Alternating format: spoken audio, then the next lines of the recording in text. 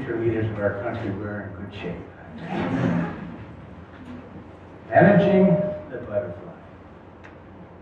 It is, of course, a contradiction in terms.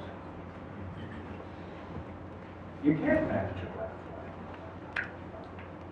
You can't schedule a flight. It never flies in a straight line. And you certainly can't determine where it's going to land. So what does this talk about?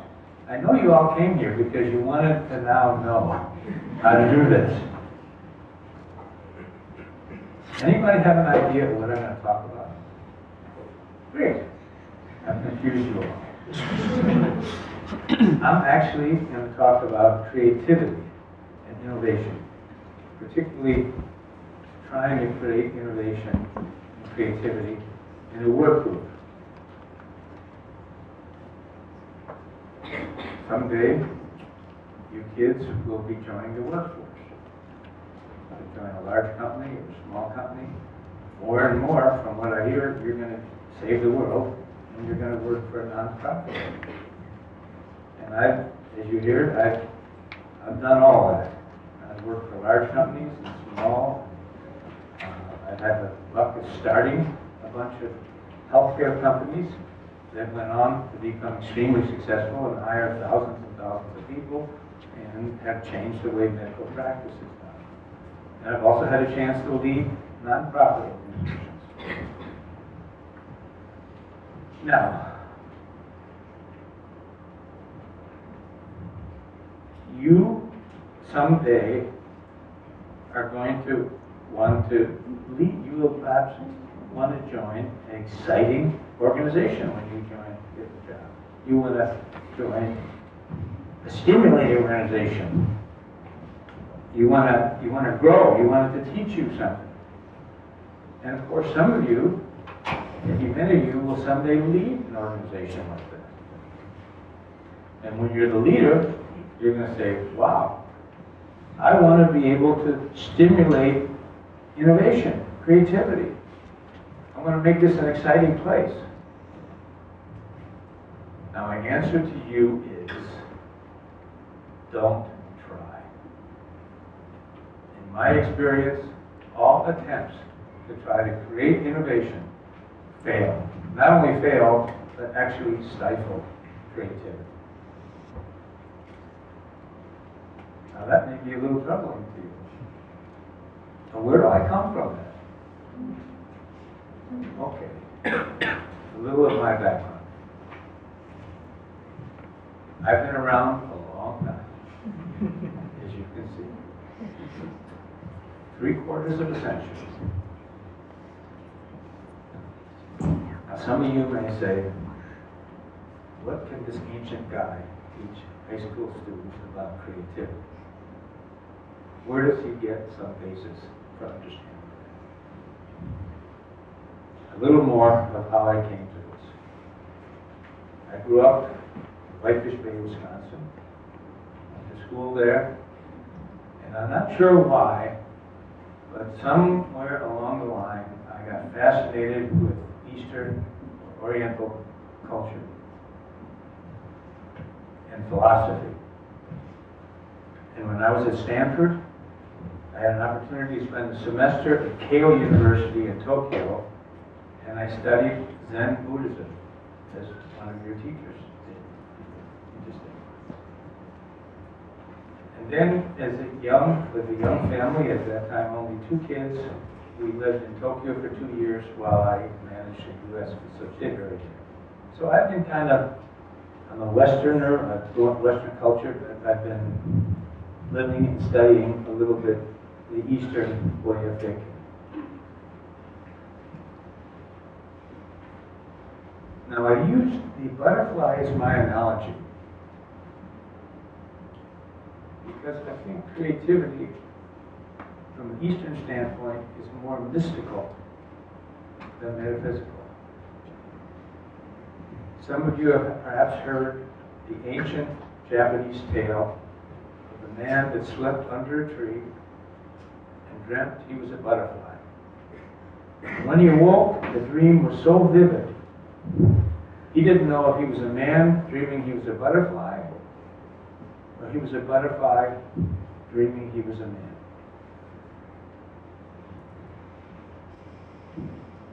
So for the Eastern culture, for them to understand the butterfly, they identify so closely with it that butterfly can be difficult to or inseparable in ways that you can't understand. To the Western world, we study butterfly, we capture it, we dissect it, we study it, and of course we kill it. So if we want to understand creativity and innovation, you need to try to examine the intrinsic characteristics and identify so closely with it that you can understand it. If you try to capture it, you'll destroy it. Now, we all celebrate, particularly this country's great at it, the Lone Ranger who identifies he or she wakes up one day and all of a sudden, bam, I see something that no one else has ever seen before, and goes on and changes the world with that new observation. Go back a bit, Thomas Edison woke one day and had an image of how to do a incandescent light bulb. When Watson had a concept of the DNA, the world I lived with, the DNA helix, and it was the foundation of understanding DNA and the whole biotech industry. Some guy woke up one day and thought of selling books through the internet or Facebook. Why hadn't anybody thousands of years ago thought of it? Now all of a sudden there it was. Okay, let's examine how this all comes about. Why is it that almost everything fundamentally that has changed the world in the last 100 years has come from one individual, or perhaps a tiny little organization? Why doesn't it happen in big organizations, big companies? That's where all the people work. The vast majority of people work for large organizations. And they're bright people. They wake up every morning, they have insights, they have ideas too. Why is it so difficult for a new idea to take hold and grab root and rise to the top in a large organization? Well, let's examine that a little bit. People that lead large organizations, how did they climb the corporate ladder? They were people of action. They wanted to change something, they wanted to make an action, and they wanted to get the desired reaction. They want to control the elements. They set budgets for the year, and they expect people to follow those budgets and to achieve it. And above all, they want no surprises. Here's the rub.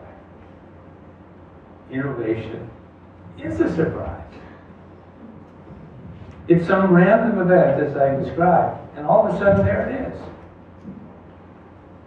Now, I have some experience in this. 30 years ago, I was president and chief operating officer of Abbott Laboratories. And you know that company, maybe your parents were.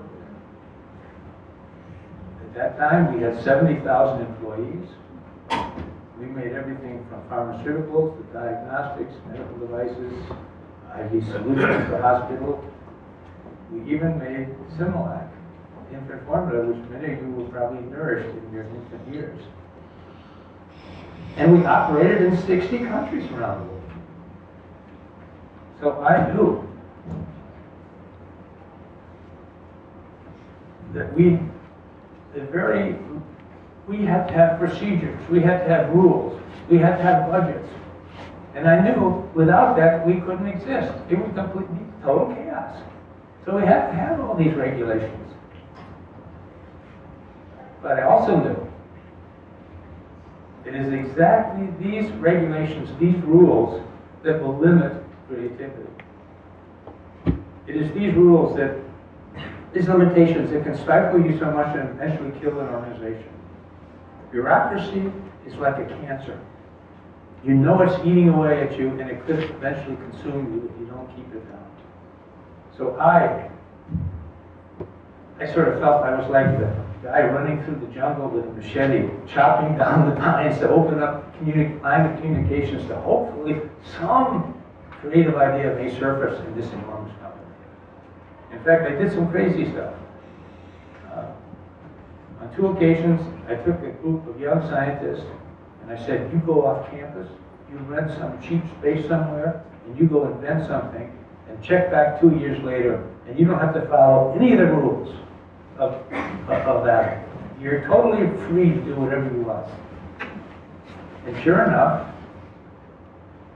one of that group created a product that became Abbott's most successful product at the time, and still historically one of the greatest. So crazy things can happen.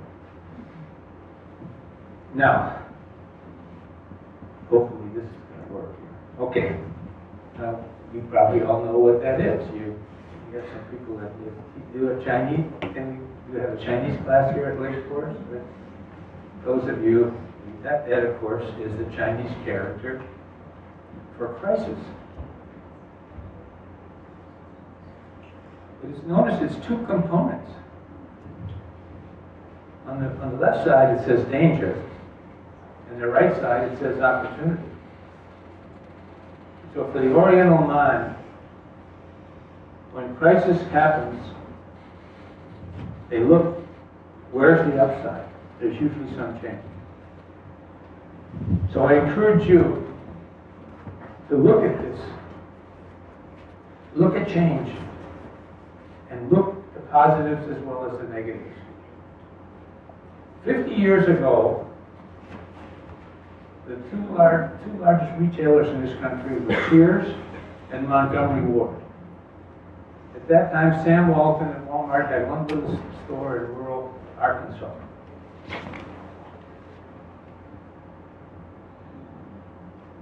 And nobody had ever heard of Facebook or Amazon or any of these new companies. Why is it that some companies, when they see change, they jump at it and look for the opportunity, and others sort of, oh, I don't like change, fall back in the corner, and then eventually get consumed by it. Okay, how does it relate to you kids?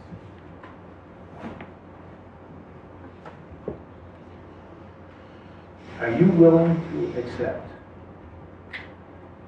and even embrace the concept that random events and surprises will completely change the direction of your life? Is that scary, or is that great news?